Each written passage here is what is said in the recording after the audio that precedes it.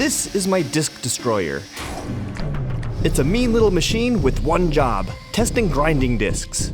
With so many grinding discs and countless reviews, it's hard to separate fact from fiction. This is where the disc destroyer comes in. It cuts through the noise, delivering real results. No bias, no sponsorships, just cold hard tests.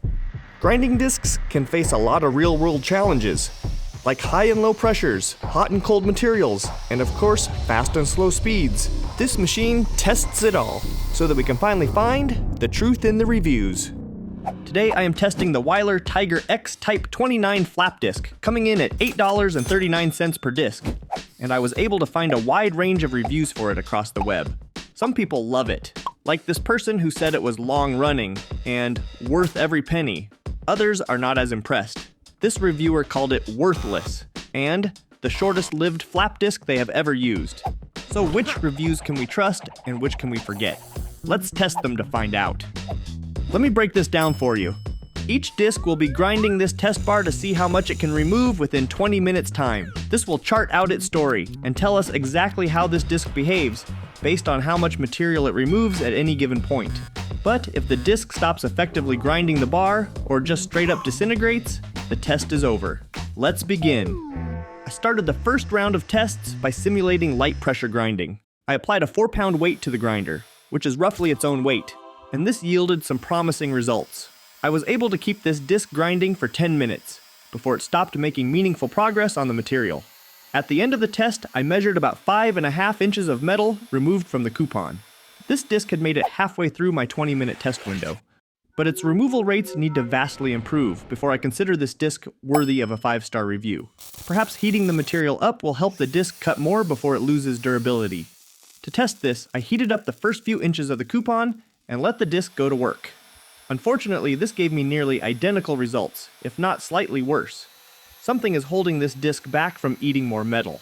Next, I wanted to test if changing the grinder speed could increase its durability or cutting ability. So I kept the same weight, but dropped speeds from the maximum 11,000 RPMs down to 6,000. And this time the disc did even worse. Its progress fell off much faster, and in the end, cut even less material. So what's happening here?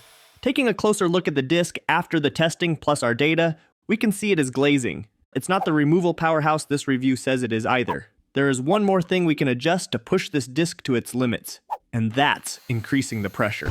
So I switched out my 4-pound weight for 8 and kicked off the next test. And this is where the disc performance shattered the past results. With the added pressure, the disc was able to last the entire 20 minutes of the test, doubling its lifetime.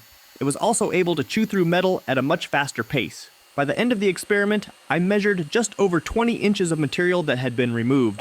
These results were fitting much better with the positive reviews. Next, I decided to revisit the hot metal to see if that would squeeze any more out of the disc. So I reheated the first few inches of the coupon like before, but this time with the 8-pound weight. And this experiment showed me very similar results to the cold test. It only helped shave maybe an extra 1/4 inch more. It seems heat is not a vital component of this disc's performance. So what can we say about the varied reviews? Based on the data, I can surmise that satisfied customers likely used this disc with heavy pressure, unlocking its durability and ability to remove lots of material. On the other hand, negative reviewers were likely not using enough pressure, making the disc glaze way too soon, giving poor results. If you'd like to see the data I've collected for this disc, as well as the other discs in these tests, I've posted them at the Fireball forum, linked in the description. I'm going to keep posting more and more of these test videos, so stay tuned to find the truth in the reviews. And if you're wondering why I built the rig the way I did, how it works, and what it's all about, I have a video that goes into great detail that you should check out. Thank you guys for watching, and I'll see you in the next one.